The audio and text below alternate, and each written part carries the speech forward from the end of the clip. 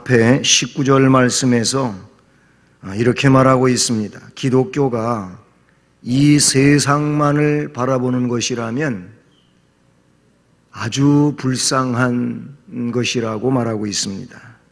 19절 말씀이 그래요. 만일 그리스도 안에서 우리가 바라는 것이 다만 이 세상의 삶뿐이라면 모든 사람 가운데 우리가 더욱 불쌍한 자이리라. 이 말씀을 하시는 것은 불쌍한 자이기 때문이 아니고 바로 오늘 본문 20절에 이어지기를 그러나 이제 그리스도께서 죽은 자 가운데서 다시 살아나서 잠자는 자들의 첫 열매가 되셨도다. 영생의 문을 여셨다고 하는 것을 말씀해 주고 계신 것이죠. 히브리서 11장 1절은 믿음은 바라는 것들의 실상이고 보이지 않는 것들의 증거라고 하셨습니다. 주님은 친히 요한복음 11장 25절과 26절에서 나는 부활이고 생명이니 나를 믿는 자는 죽어도 살고 무릇 살아서 나를 믿는 자는 영원히 죽지 아니하리니 이걸 네가 믿느냐? 라고 물으셨습니다. 아멘. 바울은 부활하신 주님을 만나보았다고 또한 앞에서 말씀해 주고 있죠. 8절 이하를 보면 맨 나중에 만삭되지 못하여 난 자 같은 내게도 보이셨느니라. 나는 사도 중에 가장 작은 자라. 나는 하나님의 교회를 박해하였으므로 사도라 칭함받기를 감당하지 못할 자니라. 그러나 내가 나 된 것은 하나님의 은혜로 된 것이니 내게 주신 그의 은혜가 헛되지 아니하여 내가 모든 사도보다 더 많이 수고하였으나 내가 한 것이 아니오 오직 나와 함께 하신 하나님의 은혜로라.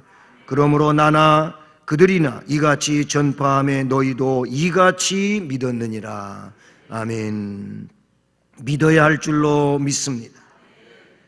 예수 그리스도는 부활의 첫 열매라고 오늘 본문에 소개하고 있는데 이 첫 열매라고 하는 말씀은 첫 번이라 그러니 첫 번, 처음 첫 번이고 이제 막 시작이 됐다고 말씀하고 있는 것이죠. 그러니까 그때 시작이 된 이 부활의 첫 열매이신 주님으로부터 예수를 구세주로 믿는 모든 사람은 부활체가 된 줄로 믿습니다. 할렐루야.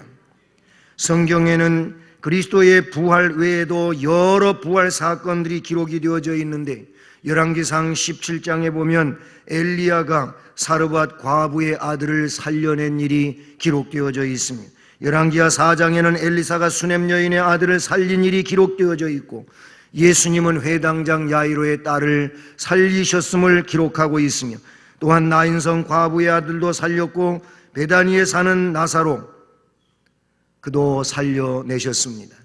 베드로는 다비다를, 바울은 유두고를 살렸습니다. 그러나 이런 부활은 예수님의 부활과는 뚜렷이 구분이 되는데 왜 구분이 되는 겁니까? 그들은 살아났지만 그때로부터 영원히 살게 된 것이 아니고 죽음에 대하여 기록은 없지만 역시 얼마 가지 않아서 그의 목숨은 끝이 나고 죽어 장사 지내게 되었을 것입니다. 그러니 그리스도의 죽음과는 차원이 다르다는 거예요. 주님은 그때로부터 영원한 생명을 가지고 부활을 증명하시다가 40일 만에 하늘로 올려가신 줄로 믿습니다. 그리고 우리가 신앙 고백에 있듯이 하나님 보좌 우편에서 중보의 사명을 감당하시며 때가 되면 우리를 이 땅에서 데려가시기 위하여 다시 오실 것을 말씀하고 있으니 우리는 이 일을 믿습니다. 그러니 이런 점에서 볼 때 성경에 나타난 부활의 사람들은 엄밀한 의미에서 보면은 일시적 부활이지 영원한 부활이 아니잖아요. 죽음이라 그런 얘기인 것이죠. 예수 그리스도는 다시 살아서 영원히 죽지 아니하시고 영화로운 몸으로 하늘 보좌에 오르신 줄로 믿습니다. 그래서 그리스도는 부활의 첫 열매인 것이지요. 할렐루야. 또한 오늘 말씀에서 우리는 어떤 내용을 깨닫게 되느냐 하면 부활이라고 하는 것, 즉 주님의 부활은 대표성을 가지고 있다고 하는 것이죠. 그래서 21절에 보게 되면 사망이 한 사람으로 말미암나니 죽은 자의 부활도 한 사람으로 말미암는도다. 아멘. 그럼 거기서 한 사람은 누구입니까? 먼저 기록한 사망이 한 사람으로 말미암았다고 하는 것은 아담을 두고 한 말이라고 22절에서 말씀하고 있어요. 아담 안에서 모든 사람이 죽은 것 같이 그리스도 안에서 모든 사람이 삶을 얻으리라. 아멘. 그렇습니다. 이제 부활의 첫 열매 되신 그리스도는 부활의 대표성을 가지고 있다는 것이죠. 아담이 죄의 대표성을 가지고 있었다면 예수 그리스도는 생명의 대표성, 이 부활의 대표성을 가지고 있다고 하는 것이죠. 훈련소에서 훈련을 수료하면서 대표자로 그 훈련 수료 신고를 하게 됩니다. 물론 훈련소에 입소해 가지고도 대표자를 한 명을 선발해 가지고 이제 훈련을 받게 되었다고 하는 대표적 신고를 하게 됩니다. 훈련소에서 있는 일이에요. 근데 제가 수료를 하면서 수료 신고를 했던 사람이에요. 그런데 그걸 보고를 하는데 얼마나 큰 목소리로 하라고 하는지 그걸 연습하다가 목이 새버렸어요. 저는 거기에서 이 대표성이라고 하는 것을 더 깊이 느끼게 되었어요. 대표성. 그러니까 그 많은 수료자들에 대하여 대표적으로 보고하는 거예요. 훈련을 무사히 마치고 이제 이 훈련을 마친 이후에 자대의 배치를 위하여 준비하는 이런 상황에 있게 된 것을 대표적으로 보고를 했어요. 그 대표적 보고가 다른 많은 수료생들 똑같이 수료했다고 하는 그런 내용이 되는 것이죠.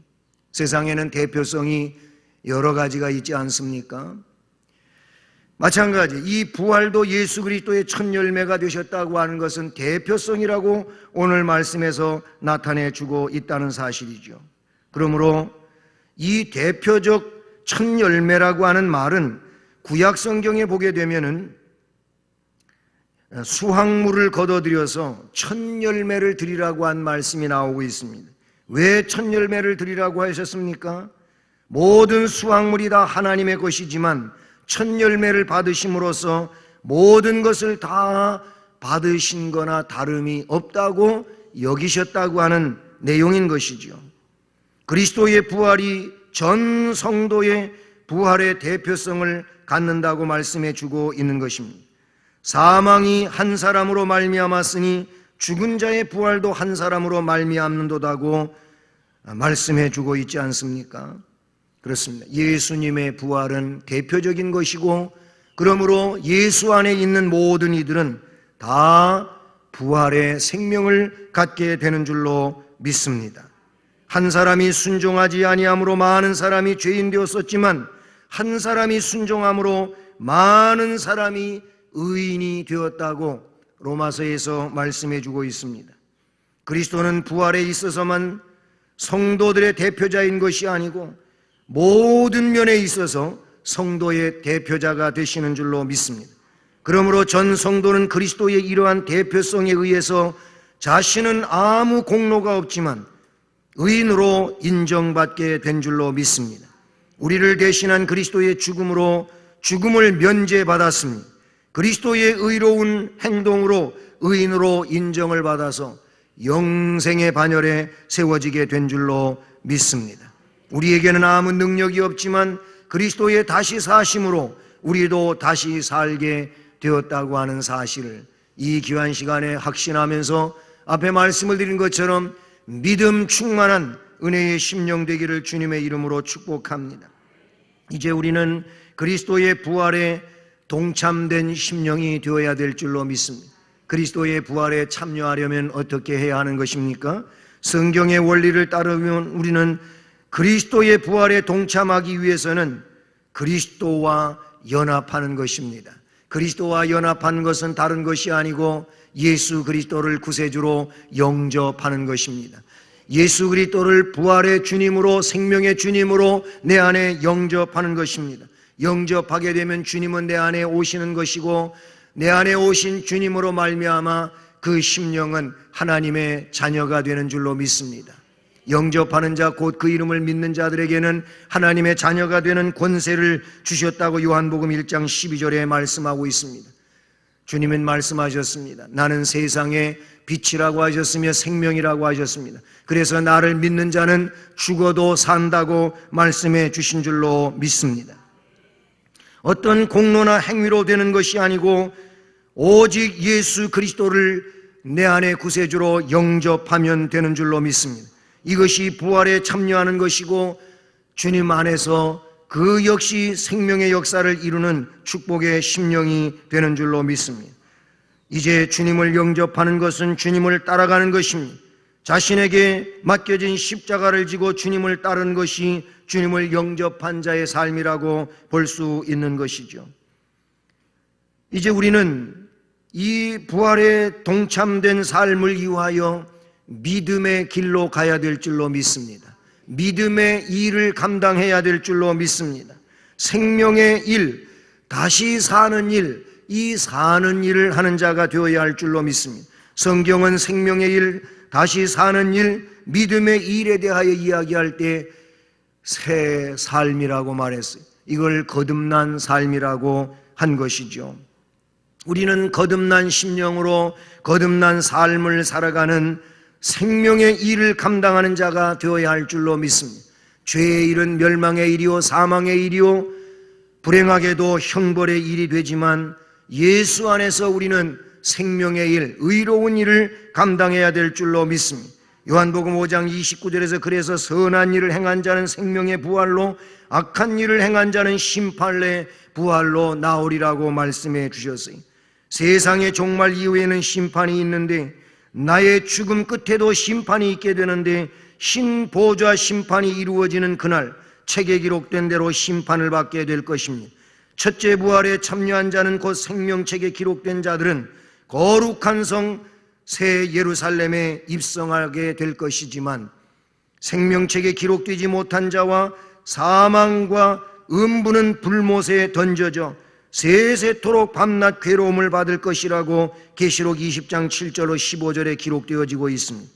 그래서 첫째 부활에 참여한 자는 복 있는 자인 줄로 믿습니다. 부활의 첫 열매가 되시고 첫째 부활에 동참된 자들로서 하나님의 은혜 안에 행복한 심령으로 나아갈 수 있기를 주님의 이름으로 축복합니다.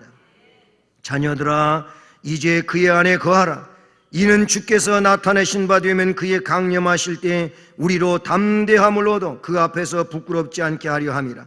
너희가 그가 의로우신 줄을 알면 의를 행하는 자로다.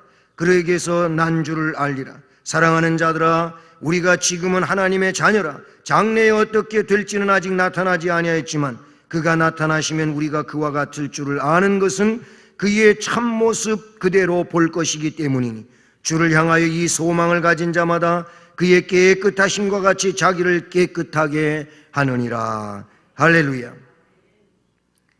그렇습니다. 그가 모든 원수를 그 발 아래에 둘 때까지 반드시 왕노릇 하시리니 맨 나중에 멸망받을 원수는 사망이라고 말씀하셨습니다.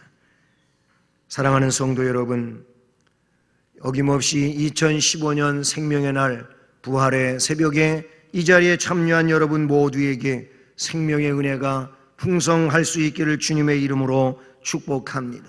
그러므로 생명의 은혜 가운데 생명의 역사를 이루어가는 우리의 모두 앞으로의 삶이 되어지기를 주님의 이름으로 축복합니다.